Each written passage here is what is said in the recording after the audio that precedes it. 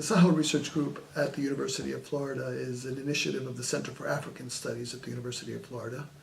which happens to be one of the larger African Studies centers in the United States.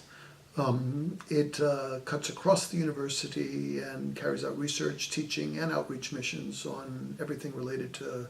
Africa, primarily sub-Saharan Africa, from the humanities and social sciences to the natural sciences, environmental, agricultural, health issues, etc.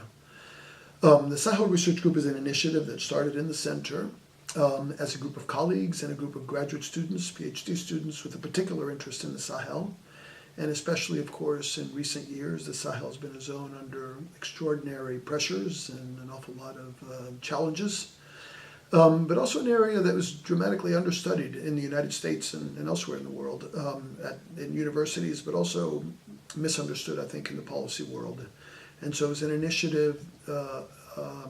as an effort to bring together colleagues from a very wide range of disciplines together to talk about the Sahel in an interdisciplinary fashion and to sort of think in a problem-based kind of way. So we have myself, a political scientist with a strong interest in religious dynamics, so political sociology, religion, and politics in the region for a long time, but we have colleagues who are also economists, public health specialists, geographers, anthropologists, cultural and literary studies, linguists, to name a few.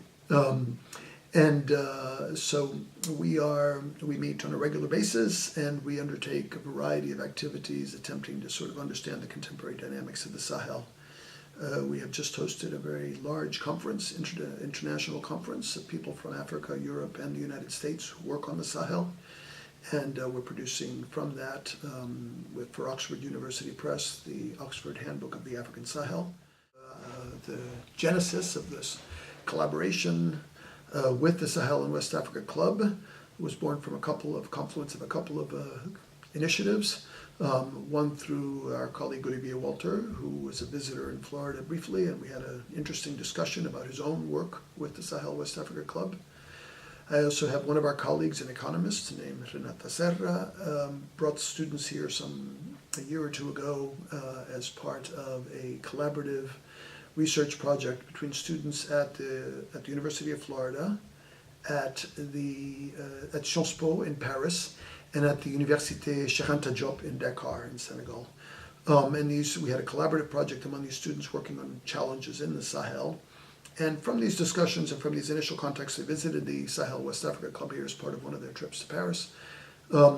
We realized a sort of great confluence of interest between a number of academics who are working within the academic world with a strong interest in having a policy impact in the Sahel, and hopefully to better people's lives in the Sahel is the long-term goal, of course. So the confluence of interest between the academic side and then, of course, the Sahel and West Africa Club working in a policy world, and with, of course, the stature and the connections to make an impact in terms of politics and policies.